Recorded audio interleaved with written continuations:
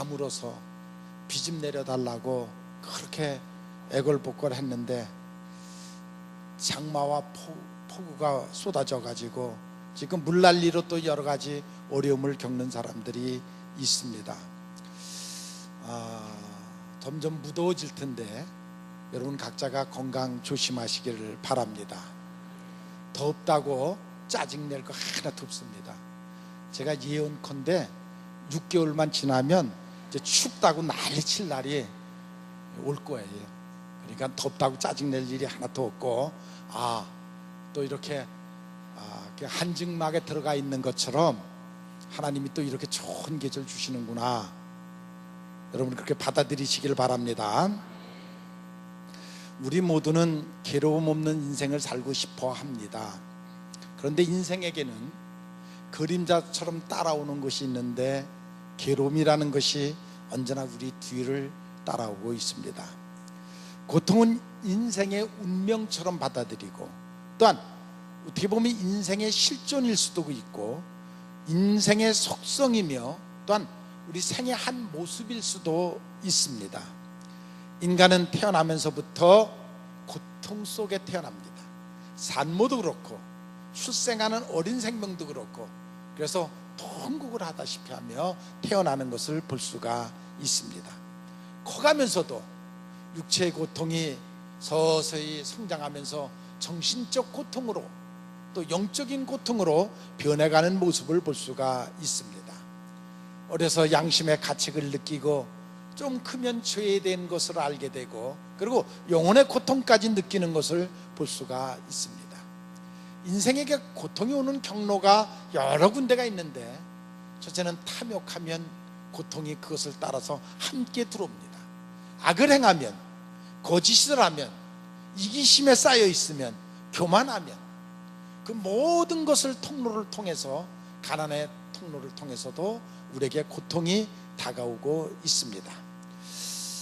이 기독교는 우리로 하여금 인간의 어쩔 수 없는 그 고뇌, 고통으로부터 우리가 어떻게 이겨나갈 수 있으며 벗어날 수 있는가를 가르쳐주는 것이 바로 기독교의 길입니다. 고난은 사람들을 성숙하게 만들고, 또 우리는 그 결과를 알기 때문에 고난 속에서도 또한 미래를 바라볼 수가 있습니다. 가난해 본 사람이 가난한 사람의 서름을 알 수가 있습니다. 추위에 떨어본 사람이 추위의 그 고통이 무엇인지를 알 수가 있습니다. 배고파 본 사람이 배고픈 사람의 서름을 알고, 또 누명을 써본 사람이 그 누명의 고통도 알 수가 있습니다. 인생의 고통을 겪어보지 못한 사람은 인생의 맛을 깊이 알 수가 없습니다. 때로는 그것이 우리에게 엄청난 이득이 될 수도 있다는 것입니다. 제가 늘 염려하는 것은 요즘 우리가 자녀를 키우면서 너무 고통받지 않게 하려고 하는 모습을 보면서 너무 자녀들을 양육하는 것이 그냥 우리가 너무 순하게 키우지 않나 하는 그런 걱정을 하게 됩니다. 용기와 인내는 고난에 대처하는 기본 자세인 것입니다. 고난을 해결하는 두 가지 방법이 있는데, 하나는 떠나는 길입니다. 아니 피하는 길입니다. 아니 때로는 그래서 자살을 하는 사람들도 있습니다. 또 한 가지 방법은 그것을 신앙으로 극복하는 것입니다. 고난이 오면 그 고난을 잘 받아들이고 그 고난을 기회로 삼는 그러한 인내와 용기가 우리에게 필요합니다. 오히려 하나님을 만나는 기회로 삼고 내 인격을, 내 인생을 새롭게 변화시키는 기회로 삼는 그러한 것이 바로 신앙인의 자세인 것입니다. 떠난다는 것은 부정적인 것이고 극복하는 것은 긍정적인 것입니다.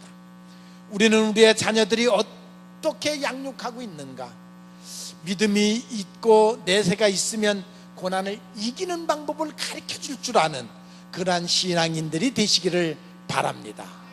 이것이 바로 삶의 지혜라는 것도 여러분들이 깨달으시기를 바랍니다. 인생은 누구나 세상 사는 일이 쉽다고 생각하지는 않습니다. 단순해 보이던 인생 행로에 생각지 않았던 그 함정에 빠질 수가 있습니다. 예기치 못했던 일을 당하여 좌절할 수가 있습니다. 결혼이라는 것은 환상적인, 얼마나 아름답습니까? 그런데 그 결혼까지 이루기까지는 수없이 많은 난관이 있었습니다. 성공하는 사람이 성공한 그 자리에 앉을 때 얼마나 아름다워 보입니까? 그러나 그가 성공하기까지는 수없이 많은 난관이, 그에게 어려움이, 아픔이 있었습니다. 평안한 가정을 이루기까지에는 얼마나 어려움이 많이 있었습니까? 때로는 그러나 그러한 가정 속에도 태풍이 몰아닥칠 때가 있어서 낙심할 때가 있습니다. 부모들의 이혼은 자녀들에게는 태풍과 같이 다가올 수도 있습니다. 이럴 때일수록, 이런 어려움을 겪을 때일수록 여러분들이 광야에 홀로 앉아 하나님의 음성을 들을 줄 아는 귀가 열리시기를 바랍니다. 그리하면 우리는 놀라운 지혜를 얻게 되고 여러분들의 제2의 인생을 반석 위에 세울 수 있다는 사실을 여러분들이 깨달으시기를 바랍니다. 우리가 인생을 살아가다 보면 어떤 일을 닥칠는지도 모릅니다. 모든 일이 안 되고 막히면 그때는 어떤 일을 해야 할 것인가를 생각하지 말고 내가 어떤 사람이 돼야 되겠는가를 생각하고 내가 어떤 사람이 돼서 어떤 일을 해야 할 것인가를 먼저 생각하는 지혜가 여러분들에게 있기를 바랍니다. 하나님은 우리들의 인생을 늘 형통하게만 하시지 않습니다. 때로는 곤고한 날을 병행하시면서 우리를 만들어 가시는 하나님이십니다. 잠언서 7장 14절에 보면 형통한 날에는 기뻐하고 곤고한 날에는 생각하라는 말씀이 있습니다. 하나님은 이 두 길을 병행하신다고 하셨습니다.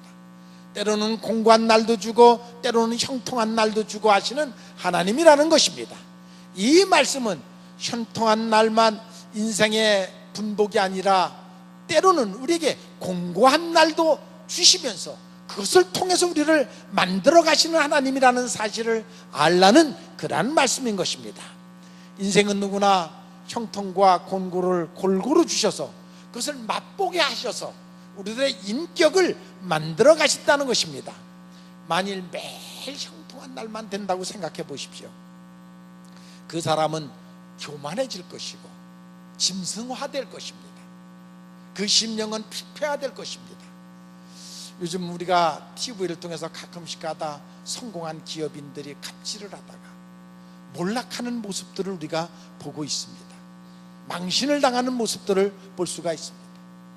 그들이 인격이 되기 전에 먼저 성공하고 나면은 먼저 계급장을 달다 보면 결국 그들의 인격이 마지막 무너지는 그런 모습을 볼 수가 있습니다.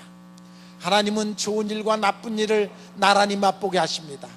인생을 살펴보면 밤과 낮은 교체 속에 꽃이 피고 열매를 맺고 빛과 어둠이 조화를 이루어서 우리들의 인격을 아름답게 만들어가는 것을 우리는 볼 수가 있습니다.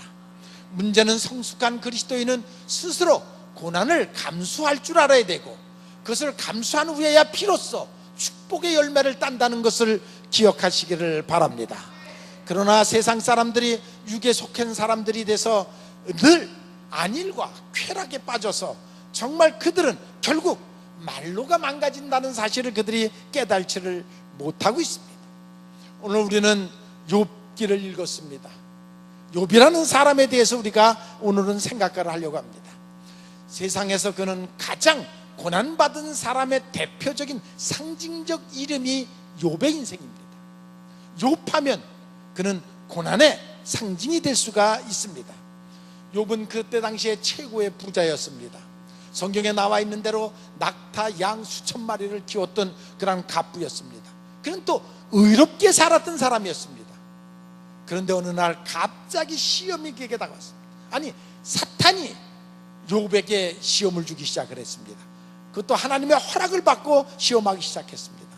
그는 한순간에 모든 가축을 다 잃고 집이 무너져서 그는 망했고 자기의 자식들을 다 잃었고 죄인이 됐고 몸뚱이에 고칠 수 없는 병에 걸리고 말았습니다. 인간의 최고의 고난, 그 고난을 한 몸에 다 그는 경험할 수밖에 없었습니다. 욥기를 우리는 3막으로 생각을 하는데 첫 번째는 욥의 참상입니다. 어느 날 갑자기 집이 무너져서 10남매가 죽었고 소와 양떼들을 적군이 와서 다 빼앗아갔고 자신의 몸은 온 병에 걸렸고 부인은 욥을 저주하고 가버렸습니다. 그게 욥의 모습입니다. 2막은 친구들이 와갖고 욥을 위로를 합니다. 가장 친했던 세 친구가 욥을 찾아와서 그를 위로한다고 하는 말이, 우리가 자네를 참 의롭게 봤다. 자네는 죄가 없는 줄 알았다. 근데 지금 결과를 보니까 우리가 모르는 죄를 당신이 지고 있지 않느냐. 우리에게 숨겨진 죄가 당신에게 있지 않느냐. 그러니 지금이라도 늦지 않았으니 그 숨겨진 죄를 하나님 앞에 고백을 하고 회개를 해라. 그렇지 않으면 왜 당신에게 이런 고통이 올 수 있느냐 하는 그러한 얘기였습니다. 혹 우리는 고통당하는 사람을 찾아갑니다. 그때 우리가 기억해야 될 것이 있습니다. 첫째는 그의 상처를 건드려서는 안 됩니다. 정죄의 방법으로 얘기를 해서도 안 됩니다. 자신을 과시해서도, 자신의 의를 과시해서도 안 됩니다. 정말 중심으로 그 아픔을 같이 통감해야 됩니다. 그리고 그 사람의 입장에서 생각해야 됩니다. 함부로 말을 해서는 아니 됩니다. 세 번째 욥의 인생의 3막은 무엇이냐면 온상대로 회복됐다는 것입니다. 욥기 41장 오늘 읽어드린 본문에 보면 욥이 받은 그 축복에 대한 얘기가 나와요. 어떻게 그가 그것을 다시 회복받을 수 있었느냐 하는 것입니다. 9절에 보면 여호와께서 욥을 기쁘게 받으셨다는, 이 받으셨다는 말은 제사 드릴 때에 하나님께 드린 제물을 하나님께서 연락하셨다는 그러한 의미입니다. 다시 말해서 욥이 드리는 제물을 받으시고 기뻐하시는 하나님이시, 노아가 아브라함이 이삭을 제물로 기쁘게 받으셨다는 그 내용인 것입니다. 욥의 중심을 하나님께서 보시고 욥을 기쁘게 받으셨다는 것입니다. 욥이 사탄을 정죄해 갖고 그를 망가뜨렸지만 하나님께서 다시 그를 이제는 회복시켜 주셨다는 그러한 말입니다. 로마서 12장 1절에 보면 너의 몸을 하나님이 기뻐하시는 산 제물로 드리라 할 때 바로 욥은 자기의 인생 전체를 산 제물로 드렸고 하나님이 그것을 받으셨다는 그러한 얘기인 것입니다. 왜? 욥의 중심을 보셨기 때문인 것입니다. 우리가 하나님 앞에 제사를 지낼 때, 제물을 드릴 때 첫째는 제물이 흠없고 아름다워야 됩니다. 다시 말해서 여러분들이 하나님 앞에 드리는 기도가 하나님이 받으실 만한 기도의 제목이 되어야 된다는 것입니다. 두 번째로는 드리는 사람의 심령이 하나님이 받으실 만해야 된다는 것입니다. 제물도 하나님이 받으실 만해야 되겠고 기도의 제목도 하나님이 받으실 만한 것이어야 되겠고 드리는 사람의 심령도, 그 정성도 하나님이 받으실 만해야 하나님이 그 제물을 받으신다는 것입니다. 어떤 마음으로 우리가 제사를 지내느냐, 그것이 굉장히 중요한 것입니다. 8절에 보면 내 종 욥이 너희를 위하여 기도하신 적 내가 그를 기쁘게 받았다라고 말하고 있습니다. 하나님이 왜 욥을 받으셨습니까? 첫째는 욥이 회개를 합니다. 오늘 1절에 보면 그동안 자신의 어리석은 행동에 대해서 하나님의 뜻을 어긴 것이 있는가에 대해서 그는 회개를 합니다. 6절에 보면 내가 스스로 한하여 티끌과 재 가운데서 회개하나이다 하고 하나님 앞에 회개하는 욥의 모습을 볼 수가 있습니다. 집 나간 탕자가 다 탕진한 후에야 하나님께 돌아올 때에 회개하는 마음으로 돌아오는 것이죠. 회개하는 것이죠. 그래서 하나님께서 또한 그 아버지께서 그를 기뻐 받으시고 그를 용납하고 용서하는 것을 볼 수가 있습니다. 성경의 역사는 의인의 역사가 아니라 죄인이 회개하고 돌아오는 역사입니다. 그것은 우리에게 주시는 메시지이기도 합니다. 하나님이 우리를 향한 메시지이기도 합니다. 욥은 하나님이 받으셨습니다. 그의 정당성을 보면 7절에 보니까 하나님이 욥의 친구들에게 너희가 나를 가리켜 말한 것이 내 종 욥의 말과 같이 정당하지 못하다. 이 말은 무엇이냐면 욥의 친구들이 와가지고 내가 숨긴 죄가 있지 않느냐, 우리가 모르는 죄가 네가 하나님 앞에 진 죄가 있지 않느냐 하면서 지금 질책을 하고 있습니다. 하나님이 안 그렇다. 욥은 그런 사람이 아니다. 그는 의로운 것이다. 너희들의 충고가 욥에게 맞지 않는다 하는 말씀입니다. 마지막 욥을 판단하시는 이는 하나님이십니다. 사람이 판단하는 것, 사람은 눈에 보이는 것만 보고 판단을 하지만 하나님은 보이지 않는 것까지 보시고 판단하시는 하나님이십니다. 그러니까 우리는 언제나 눈에 보이는 것만은, 지금 욥의 친구들이 욥의 눈에 보이는 것을 가지고 판단하지만, 그러나 그 보이지 않는 하나님의 손의 역사하심을 그들은 깨달지를 못했습니다. 그래서 그 욥을 판단하지만 하나님은 그는 그런 사람이 아니다라고 말하는 것을 볼 수가 있습니다. 그는 내가 받기에 의롭고 거룩한 그러한 종이다라고 받으시는 것을 볼 수가 있습니다. 이러한 상황을 받고 욥이 자신을 위해서 기도하지 않냐고 오늘 10절에 보니까 오히려 그 벗들을 위해서 기도해 주는 것을 볼 수가 있습니다.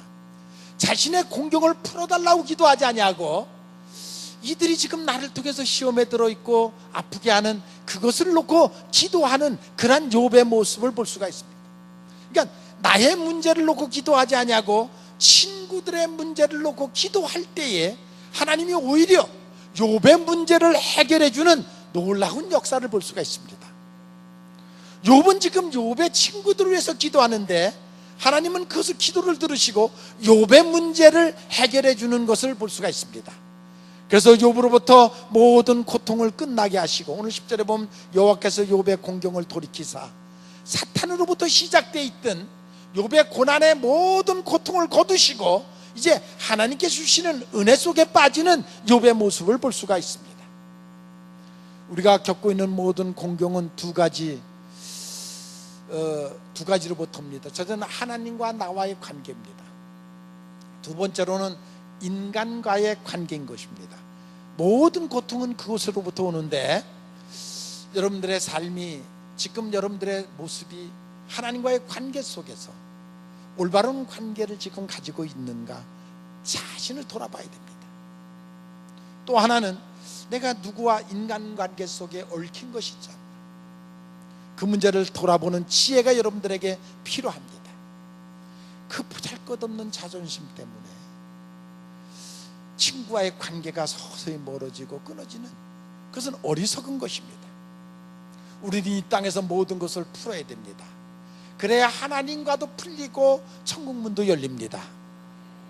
오늘 1절에 보니까 그 전 소유보다 갑절을 주셨다고 그랬고, 12절에 보니까 여호와께서 욥의 노년을 복되게 하사 처음 복보다 더하게 하셨다. 그래서 처음 모든 것에 갑절의 복을 주시는 놀라운 모습을 볼 수가 있습니다.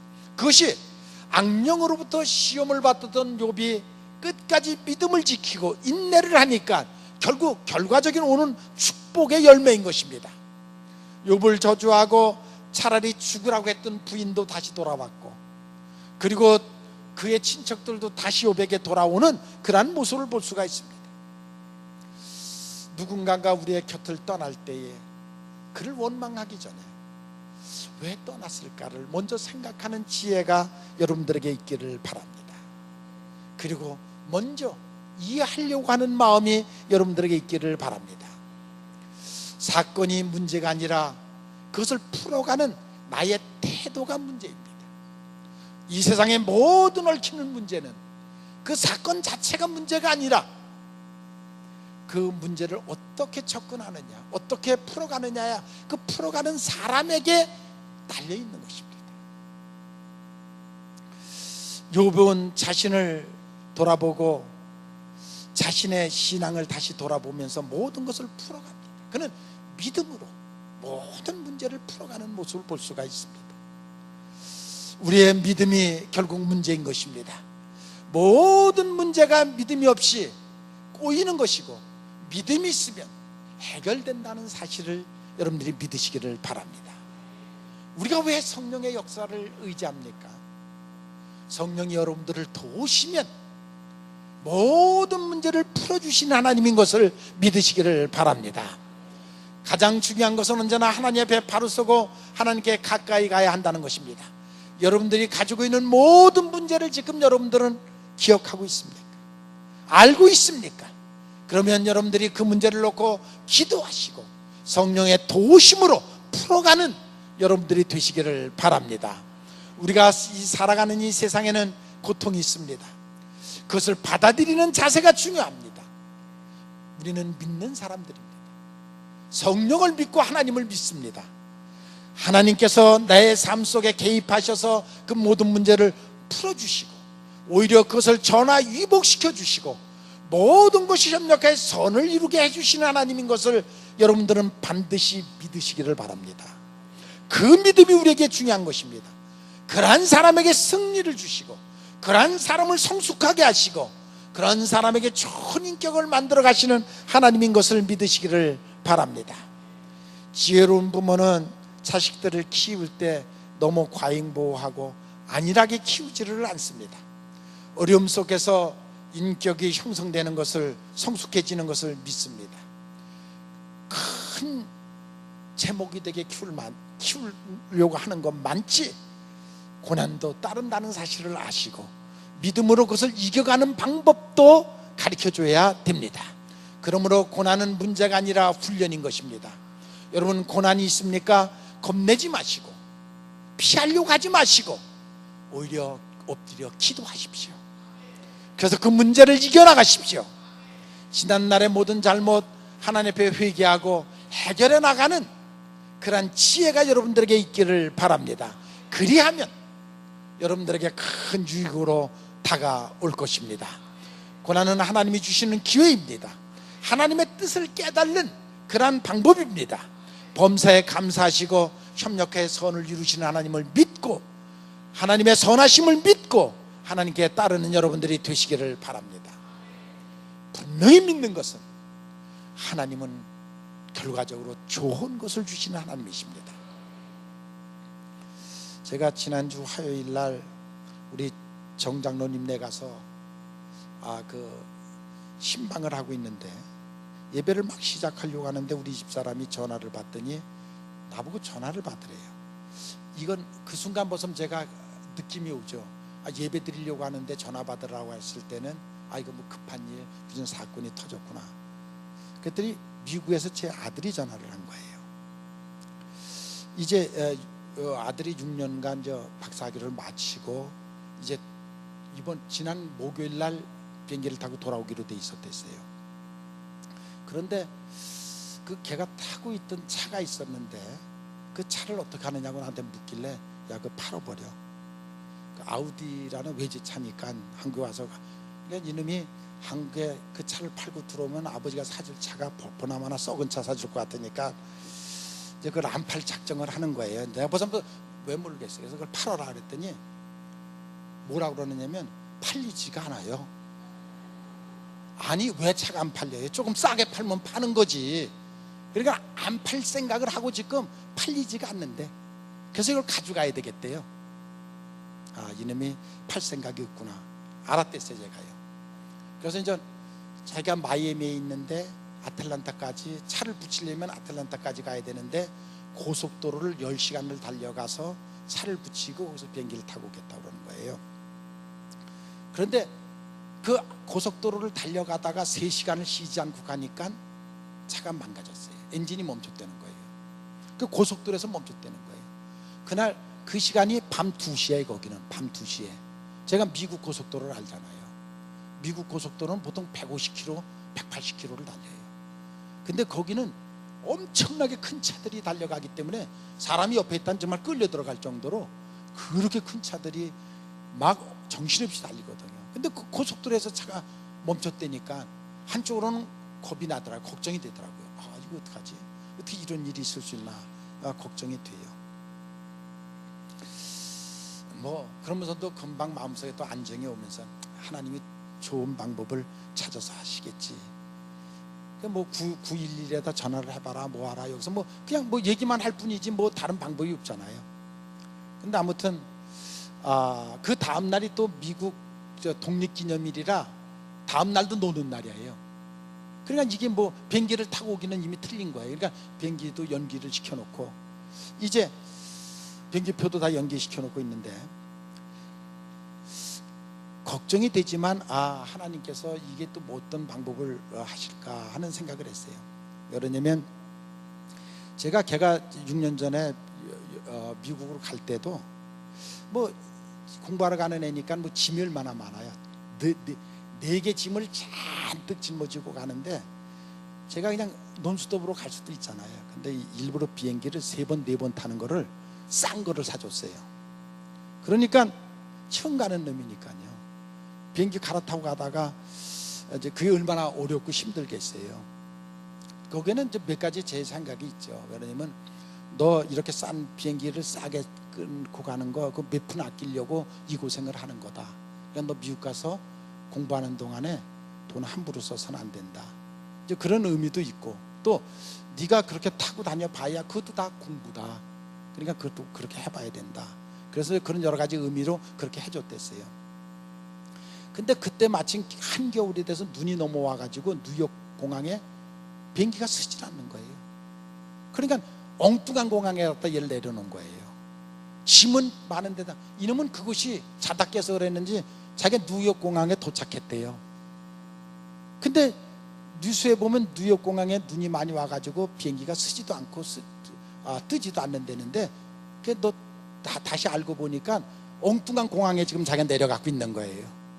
이제 기차 타고 이제 뉴욕을 가야 되는데 그런 고생을 해서 이제 갔어요. 오늘 4시에 인천, 지금 3일 늦춰서 이제 오늘 4시에 인천공항에 도착한대요. 얼마나 고생을 했겠어요. 말이 그렇지. 여기서 한국에서도 그런 일 당하면 황당할 텐데 그 미국 같은 그 사막 가운데서 3시간 오다가 그 차가 그렇게 됐으니 얼마나 그 육체적으로 고생을 했고 정신적으로도 고생을 했겠어요. 3일 동안을. 아들이니까 그나마도 조금 마음이 낫더라고요. 딸 같으면 어떡하겠어요. 그렇게 시키지도 못했을 것이에요. 그런데 저는 지금 참 감사한 것이 하나님이 또 다른 방법의 훈련을 시키시는구나. 그 훈련을 통해서 얘가 아마 1년 동안 배워야 될 그런 것을 그 며칠 동안에 배웠을 거예요. 아니 저는 정말 감사해요. 하나님 앞에. 내가 하지 못한 것을 하나님이 하시는구나. 하나님이 그렇게 시키시는구나. 그래서 너무나 이제 걔가 들으면 좀 서운하겠죠. 예? 서운하겠지만 그러나 저는 정말 하나님이 그런 방법으로 그렇게 훈련을 시키시는구나. 사실 제 딸은 더 용감했댔어요. 내가 보니까 뉴욕에서 이사를 다니는데 추럭을 자기가 세를 얻어가지고 추럭에다 자기가 이삿짐을 싣고 자기가 이사를 했대요. 그러고 돌아다녔대요. 그러니까 왜 이래 아들이 좀 이렇게 좀 그런 성격이 있어야 되는데 딸이 더 지금 우리는 딸이 더 심한 것 같아요. 더 그런 것 같아요. 아무튼 여러분들의 인생길, 우리는 고난이 와도 그 고난을 감수할 줄 알아야 됩니다. 너무 나약하게 크고 있습니다. 아니 여러분들의 인생들이 너무 고난에 대해서 겁을 먹고 있습니다. 고난이 오면 고난도 받아들이십시오. 그것을 견디십시오. 용기와 인내가 믿음에서부터 옵니다. 여러분들이 믿음만 있으면 어떤 고난도 이길 수 있습니다. 이것이 우리의 인생길에 반드시 필요합니다. 제가 우리 아들한테 흔히 쓰는 말이 이 새끼 호랭이 만들려고 그랬다가 이 고양이 새끼가 됐으니 어떡하냐. 제가 그런 말을 많이 써요. 이거 호랑이 만들려고 그랬다가 이 고양이 새끼가 되고 말았다. 그런 말을 많이 쓰는데 왜? 여러분들의 자녀들에게도 그렇습니다. 고난받는 거 두려워하지 마십시오. 너무 과잉보호하지 마세요. 나약하게 키우지 마세요. 고난도 감수할 줄 아는 자식으로 키우시기 바랍니다. 오늘 욥의 사건을 보면서 하나님이 너무 심하게 하지 않았나 그런 생각이 들고, 왜 이렇게 처참하게 욥을 만드셨을까? 너무 잔인하지 않으신가? 물론 욥은 최고의 모델로 지금 쓰신 것입니다. 악한 영이 정말 하나님께서 욥을 자랑하시니까 너무 의롭게 너무 나를 잘 따르고 믿는다고 하니까 아이 악한 마귀가 그게 하나님이 사랑하니까 축복하니까 그렇지, 그렇지 않아도 그렇게 욥이 믿겠어요? 그럼 한번 네가 시험해봐라. 그래서 욥은 모델로, 우리에게 모델로 최고의 고난을 당한 사람입니다. 그러나 그 고난 속에서도 욥은 견뎌 끝까지 믿음을 지켰습니다. 그게 욥의 모습입니다. 그러니까 하나님께서 욥을 인정하시고 욥을 다시 축복하시는 그런 모습을 볼 수가 있습니다. 여러분, 때로는 여러분들이 고난당할 수 있습니다. 아니, 지금 여러분들의 삶이 고난 속에 있습니다. 그러나 여러분 좌절하지 마시고 낙심하지 마시고 그 고난을 받아들이십시오. 그리고 오히려 그 고난을 놓고 기도하십시오. 욥이 잘못해서 고난당한 거 아니었습니다. 하나님이 욥을 시험하는데 내놓으셨던 것입니다. 오히려 그것을 통해서 욥이 하나님 앞에 인정을 받았습니다. 그리고 하나님이 더 욥을 축복하시는 것을 볼 수가 있습니다. 친구들이 말한 숨겨진 죄 때문에 고난을 당한 것이 아니라 하나님께서, 하나님의 손이 그 욥을 고난 가운데 내놓으셨던 것이었습니다. 그러나 그는 끝까지 믿음으로 견뎠고 결국 그는 놀라운 축복의 사람으로 변하는 것을 볼 수가 있습니다. 고난과 고통을 원하는 사람이 누가 있겠습니까? 그러나 그 고난과 고통이 온다 할지라도 두려워하지 마시고 피하려고 하지 마십시오. 두려워하고 피하면 피할 수밖에 없습니다. 우리는 믿음의 사람들입니다. 하나님이 우리를 지켜주시는 것을 믿어야 됩니다. 어떤 고난 속에서도 하나님 우리를 버리지 않으실 것입니다. 고난 뒤에 반드시 우리를 세우시는 하나님인 것을 믿으시기를 바랍니다. 그래서 그 하나님을 만나는 기회로 삼는 여러분들이 되시기를 바랍니다. 하나님이 때로는 고난이라는 도구를 통해서 우리를 구원하시고 여러분들의 인격을 만들어 가시고 성숙하게 하시는 하나님인 것을 여러분들이 믿으시기를 바랍니다. 혹 고난당하는 사람이 계십니까? 조용히 하나님 앞에 나와서 기도하십시오. 그리고 하나님의 뜻을 찾으십시오. 그리고 그것을 오히려 전화위복의 기회로 삼으십시오. 그것이 살아있는 신앙입니다. 여러분들이 하나님을 믿는다고 그러면 반드시 그렇게 살으셔야 됩니다. 그러한 여러분들이 되시기를 주님의 이름으로 축원을 합니다. 언제나 우리를 사랑하시는 아버지,